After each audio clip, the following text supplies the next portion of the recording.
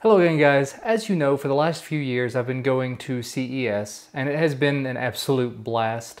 Well, one of the highlights of CES for me every year has been going to the Phorus party. Phorus is a company, if you're not familiar with them, that makes speakers. They make audio equipment. Their flagship product is actually this little guy. This is the PS1. I've had this one from them as a review unit for, I hate to say it, about a year now, a year and a half. And it has just been excellent. It's been amazing. I've been meaning to do a review on it, but it appears that my time for doing that has come and gone because with CES 2015 just around the corner, they've gone ahead and announced a new product, the PS5 speaker. They've also announced a new receiver, but we'll get back to that at another time. Now, unfortunately, I was not going to be able to get a chance to see it because when I go to CES this year, I actually have to come back home before the party at the Phorus stuff. So when Phorus emailed me and asked me about the party and I told them I wasn't going to be there, I said I was really dying to see the PS5 speaker. They agreed to send me one out to take a look at. So it showed up just today. So yeah, I thought I would go ahead and open this up for you on camera. I can't give you a great demo of it or anything, but if it's anything like the PS1 speaker that I mentioned earlier, this thing should be absolutely awesome. I mean, just looking at the size difference between the two, and I haven't even opened this box yet, look how much bigger it's going to be. And really, the major differences between these two are, this one is, like I said, it's quite a bit bigger, but additionally, it does the first one, just to make you aware, this is a Bluetooth speaker, but it's also a Wi-Fi speaker, and it has a 3.5mm headphone jack, so you can technically use it as just a plain line-in speaker, or you can use it for Bluetooth, or, and this is one of the really unique things about it, you can use it for wireless. So you can hook up a tablet, a phone, or as of recently, a desktop, like a Windows desktop to it, using their software, and control it over the wireless network, which gives you a lot lower latency than you'd get over Bluetooth. Well, this new one is the same sort of thing, wireless and Bluetooth, but instead of just wireless 2.4 gigahertz, it does wireless 5 gigahertz as well. They both support the aptX Bluetooth standard, which is one of the highest quality Bluetooth standards around, and it definitely shows in the audio quality. We've got in here a couple of quick start guide and warranty information. Put that off to the side for now. Let's go ahead and dive into the box. Sorry, you can't really see the box here, but I'm just showing you things as I open them. Okay, so I'll put this part off to the side. This is the top, and this is what is actually in the box. We have here USB cable, probably won't be needing that. Plug, wall plug, this will definitely be useful. This is not a US adapter, so won't be using that. US adapter, so we'll hook that onto the end of the wall plug and that'll make it useful. Again, another non-US adapter. And to round things out and wrap things up, the speaker itself. All right, there we go.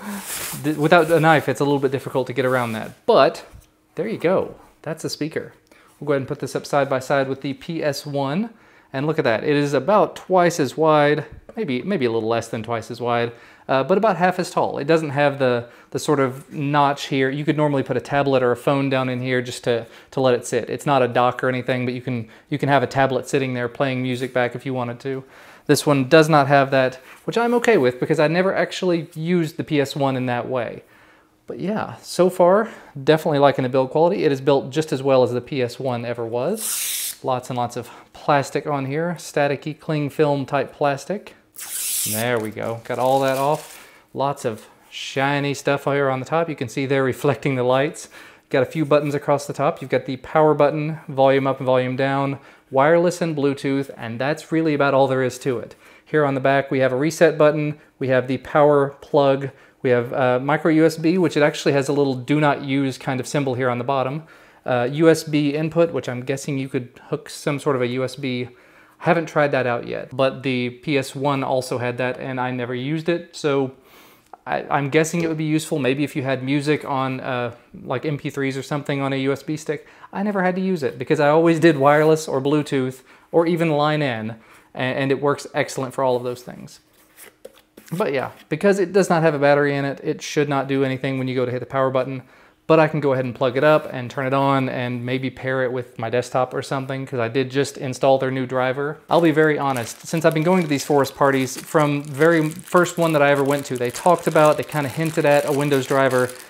apparently it has just recently shown up, so I'm definitely looking forward to the opportunity to spend some time mucking around with it. I spend an awful lot of time with Bluetooth speakers, and having something that would actually be a Wi-Fi speaker for my desktop is an amazing idea. Alrighty, so I've got this all ready to hook up. Realistically, like I said, you're not going to be able to get a great sense of what the audio sounds like. I just sort of wanted to hear for myself. Alright, so we'll go ahead and plug this in. That's that Phorus sound. When it turns on, it makes that sound the first time. And now, in theory, I ought to be able to go ahead and set it up on my wireless network. Alright, so here we are a day and a half, 2 days later. I've got both of the Phorus speakers set up and I've been using them sort of interchangeably. Here's the app in case you're curious about it, so you can sort of see what it's like. I have the PS1 over here named Living Room. It's the way it's been named since it showed up. And the PS5 I named, appropriately enough, PS5. So I'm going to go ahead and select that. I did notice there is an option in there to set them up as stereo speakers, so if you wanted a left and a right, if you had, for example, two of the same speaker, one of them in the same room making the same sound, you could definitely do that. But as you can see in here, we have a bunch of different options for what to do with these devices. We could play music from our device, we could use internet radio, media servers, Pandora, and then other sorts of media services to connect to. I can't actually, unfortunately, play any music for you. I mean, I could technically, I guess, hit Pandora and stop it very quickly, but don't really want to run the risk of anything, obviously. You can see my holiday station here. I play a lot of holiday music this time of year. But there you go. I'm not going to play much of anything, though. But yeah, from here, you can actually go in and turn on or off individual speakers. If I can get this one to connect. There we go. I have to hit the little check mark over there to get it to connect. Then you can mute it. You can adjust the levels of each one individually. I have done a lot of testing just back and forth between the two, doing it this way. With music from holiday music to classical to more heavy R&B hip-hop type things, pop music. And honestly, just the bit of time that I've spent with both of these devices, they both sound kind of similar. I mean, as they mentioned on their website, the biggest difference between the two is that the newer one supports 5 gigahertz networking. I had a bit of an issue getting it to connect to my 5 gigahertz network. It didn't seem to see it. I'm guessing that has to do with my router. I'm going to keep experimenting with that, but initial impressions, they both sound excellent. The PS1, like I said, I've been using for quite a while. It still sounds excellent.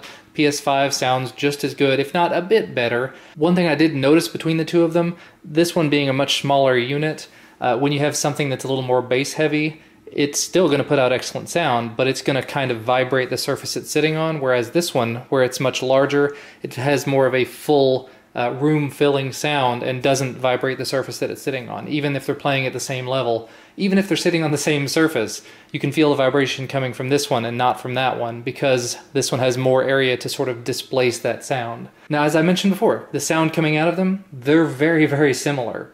This one, because it is a smaller unit, does sort of, it's hard to express it, but it has that feel of being a smaller speaker. It's still putting out a boatload of sound, but this one, the PS5, does put out what feels like a larger, more room-filling sound. So putting them together, putting them in different rooms and whatnot, it's going to be an excellent experience. And really, unless you were standing next to them and doing what I was doing, you know, hitting the mute button on one, mute button on the other, and going back and forth, it's going to be really difficult to tell the difference between the two. So while the PS1 is still around, you may want to take a look at that. I think it's $149 through their store right now. The PS5 is $229. Still an excellent deal for a large speaker with a lot of options. I did briefly test out the Windows driver they've got for these devices. The main thing that I do with my Windows machines is watch media, and trying to watch media over the wireless with this using their Wi-Fi driver didn't work out particularly well. Trying to watch YouTube videos, for example, the video and audio would be about 4 to 5 seconds out of sync, and I don't know if that's by design or not. Maybe it's just a problem with my Windows machine. But even the music that I would play, if I'd go to Google Music or anything like that and hit play, it would take about 4 or 5 seconds for it to start playing, and then after I would stop, or after I'd make a change to the volume, it would take another 4 or 5 seconds for that change to take effect. So I do realize that their Windows driver is still very early, they are still working on it, and you can probably get a better driver if you pay their HD upgrade fee, which is about $15. I'm not going to be in a hurry to do that because most of the time I'm more than happy using a phone or a tablet to control these devices. And the absolute worst case scenario, they do have that line in on the back, so I could just go straight into it using that. But anyway, that's sort of all for me as far as an initial impressions go. I don't know if I'll come back with a long-term review on this or not. I mean, as I mentioned, I'm still absolutely in love with this speaker. I use it all the time. We leave it in our dining room and we listen to holiday music and just other music during different parts of the year. And it has been an excellent addition to our home. This one might just be able to take the place of that. I mean, of course, it's going to be a much larger sound, well, a bit of a larger sound. So it might be a good addition to our dining room, and this one might get moved into the living room or something like that.